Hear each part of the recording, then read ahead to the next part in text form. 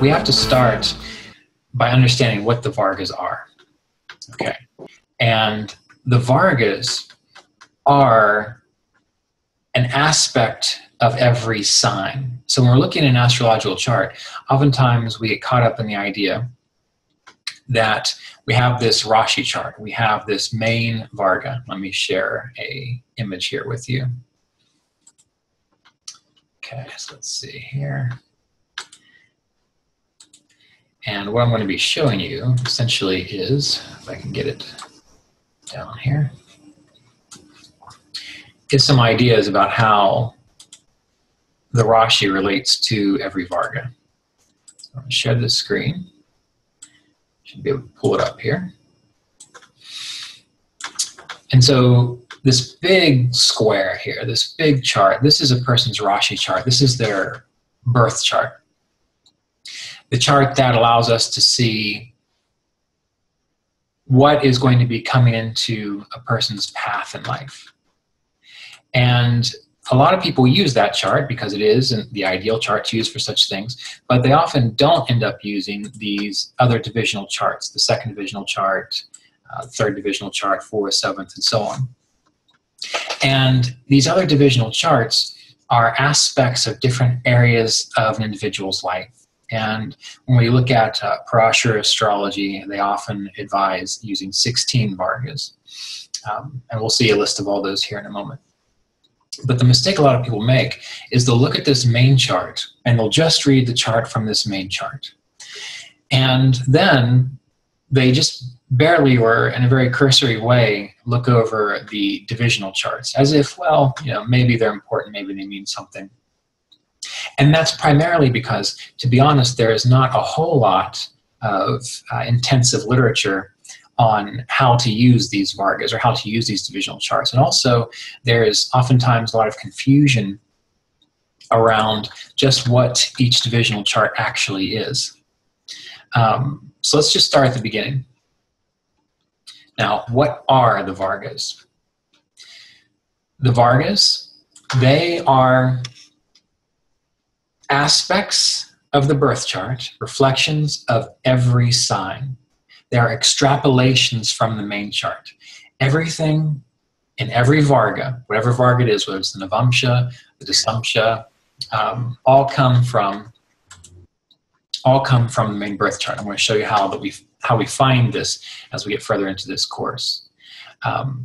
Each section of a sign relates to an energy in a divisional chart. So let's look at this. I'm going to bring a lot of these up multiple times as we go. Let's see here. That's not the one. There we are. So let me share this with you. Share screen. Okay. So for example, if we look at this image here, we're going to see the regular Rashi chart, and then I have these colored charts, or colored signs, I should say. And each one of these colored sections is just giving an idea about how a sign can be divided. So if we look at Aries here, we've got Aries divided into 3 sections. I just chose Aries for the sake of choosing it. This is not specific to Aries. But when we're looking at, for example, a Drekana, we're going to see that the sign of Aries, when it comes to a person's Drekana, is going to be divided into 3 segments. And it's going to go like this. We're going to have the first 10 degrees of Aries related to the sign of Aries. So if we have a planet in Aries, the first 10 degrees, it'll be in the Drekana of Aries. The next 10 degrees, it'll be in the Drekana of Leo. In the final 10 degrees, it'll be in the Drekana of Sagittarius. And remember, each sign is 30 degrees in length. So obviously we've got 10 degrees, 10 degrees, and 10 degrees. When we look at the Hora, there are different ways to calculate the Hora. We will speak to that too. But over here in Cancer, I've divided this up into 2 sections.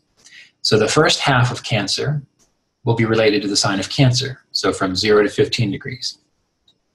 From 15 on will be related to the sign of Capricorn. So if we have a planet in the first 15 degrees of Cancer, it'll then be in the Hora of Cancer.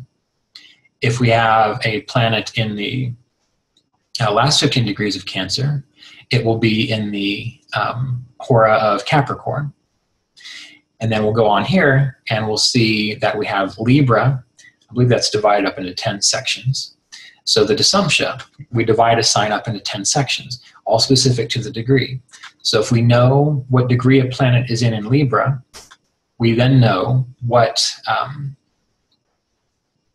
Dasumptia, D10 chart, what Dasumptia that planet will be in based on its position in Libra. And here with Sagittarius, we have this divided up into nine segments. And again, that's going to be related to the Navamsha, or the D9 chart. So if you have a planet in the middle degrees of Sagittarius, well, then we'll know that it's probably going to fall somewhere either in Cancer or Leo within the Navamsha. Now, I'm just giving this as an image, and we are going to explore these in more detail. So if you feel I'm getting ahead, or you're thinking, gee, I don't even know any of the ways these things are calculated yet, don't worry. I'm just giving an overview here. Now, when we know this, when we can think about this, what we learn is that the sign, you've got Aries, Taurus, Gemini, and so on. The sign in your birth chart is extremely important for your body, your path in life, the physical things you experience. But it's not just you have a planet in a sign in the birth chart, and therefore it means this. Every degree within that sign means something more detailed. And every degree in that sign is related to one of the other Vargas. So this, again, I'm sure many of you probably do watch some of the videos that I have on YouTube, on my YouTube channel, but maybe sometimes you scroll through the comment section and you see I rarely ever answer questions like, oh, I have a planet here, so what does that mean? Well, those of you who've taken a lot of courses with me know that you can't just say, oh, look, I have a planet at, I have a planet in Aries, so what does that mean? We can give some very general information, but if we understand that degree that planet falls in, we'll then put that planet in a different situation in these other Vargas, which are represented by, or represented as, different areas of life, that the degree makes a lot of difference. And then we also have to realize that there are, let's just say, 8 other planets that we have to look at. Each of those planets, based on the sign they're in, are going to also be kind of prismatically spread out through these Vargas, through these other divisional charts. And so we then have to ask ourselves, okay, well, we've got a planet in Aries. Well, when I know that planet is in 11 degrees of Aries, I know that it's going to be in the Drekana of Leo. So that's going to give you some information. I know that it's also going to be in the hora of Aries. I know it's probably going to be in, let's see here, probably be in the Dasumptia of Capricorn, and so on. So once I know how the Vargas are created, when I see a planet in a particular degree, in my mind, if I've memorized these formulas, I now know how that planet is going to function in these other areas of life. Okay, the Drekana, how you relate with your co-borns, your peers, your siblings, the people that you do things with or go on adventures with. The hora, how you're going to take care of your responsibilities with that planet. The Dasumptia, the capacity for you to take great activity with that planet. That gives me a lot more information. So this is why when you're looking at a sign, the sign itself is not, the sign itself, it's not just a big 30-degree mass, and then that's it. It is divided up into these different sections, these different segments that give you more details, which is why, you know, some people say things like the Rashi means like a heap, and they'll say that it means a heap of stars. Okay, well, we're not going to get into this, but if you do some research, you actually find that the signs are not related to constellations. And that's a touchy subject, because people don't always understand that, because they've not actually looked out in the sky. You know, a lot of people will say things like, but if you look in the sky, you'll see that the planet is in the constellation of Virgo. Well, that will be true for the first 2/3 of Virgo, because Virgo itself is about 44 degrees in length, and a sign is 30 degrees. Okay, so, and this has nothing to do with any kind of tropical or sidereal zodiac. This is just a definition of what a sign is. So a sign is 30 degrees in length, and each of those degrees are extremely important. So when someone says that the Rashi is a heap of something, a heap of stars or so on, I understand why they say that, but it's not actually accurate. What the signs are, in a sense, are heaps of degrees, which is what creates the Vargas again. So there are heaps of degrees, which are heaps that tell us what the Vargas are, essentially. So every degree and every sign is important. Every degree and every sign is important. Each section of every sign relates to a specific area of life. So when you say a planet is at a specific point, that will automatically tell you the kind of sign energy a planet will have in different areas of life. And this is important because this ties us into the idea of dignity and planetary friendships. And this is why the signs are the foundation for everything.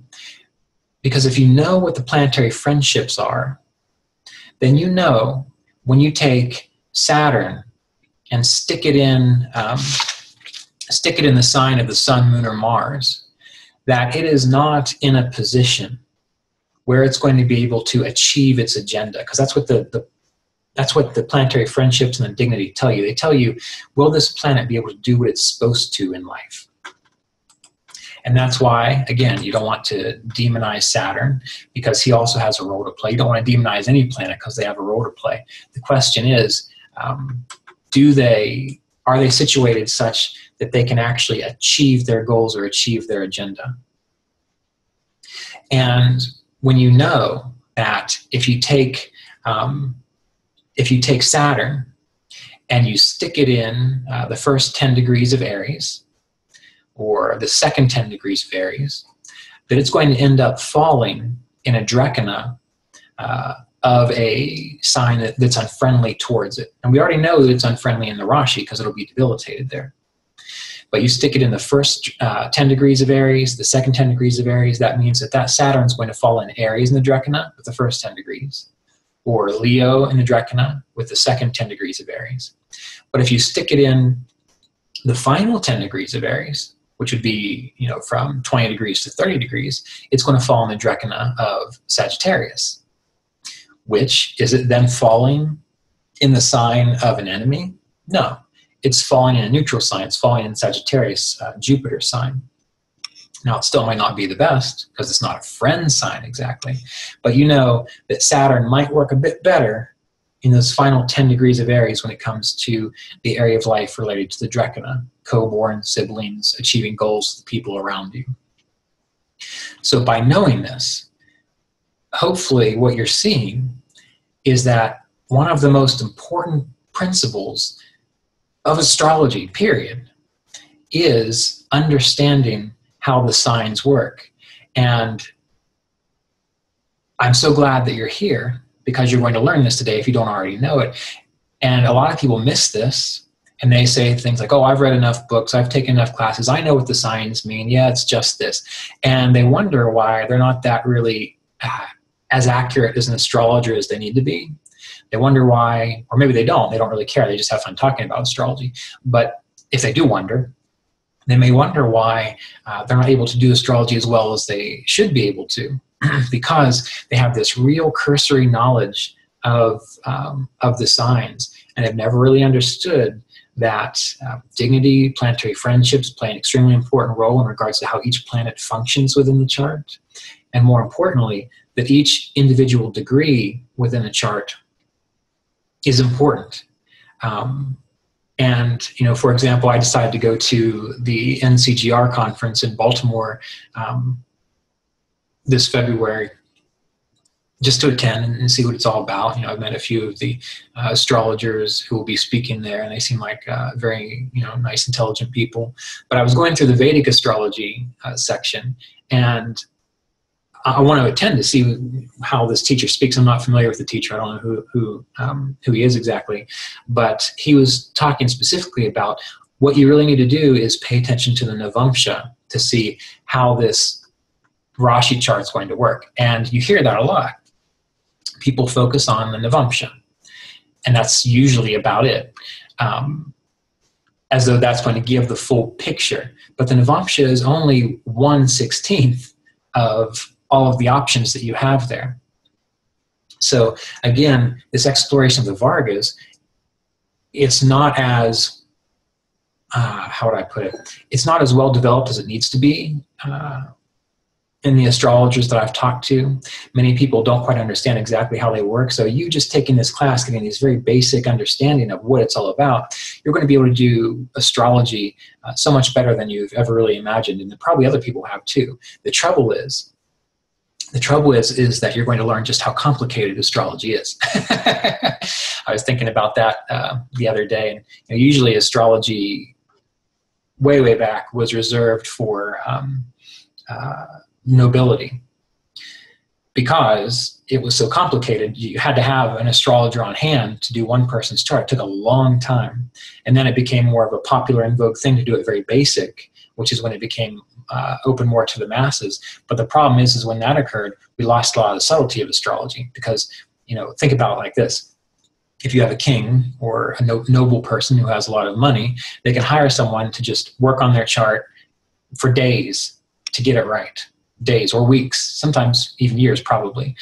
But if you are not of the nobility, you don't have that much money, and the astrologer itself who works with the average folks such as us, they won't be able to go into as much detail because time will be short, and so they won't be able to focus on these very complex principles. So ideally, when we learn these things, we'll get them in our minds well. We'll be able to do astrology more accurately. We'll improve the image of astrology.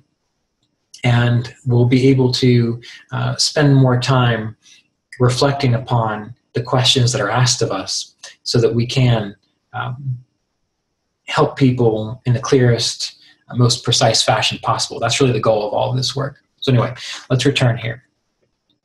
So we know that the zodiac is composed of 12 signs, Aries through Pisces.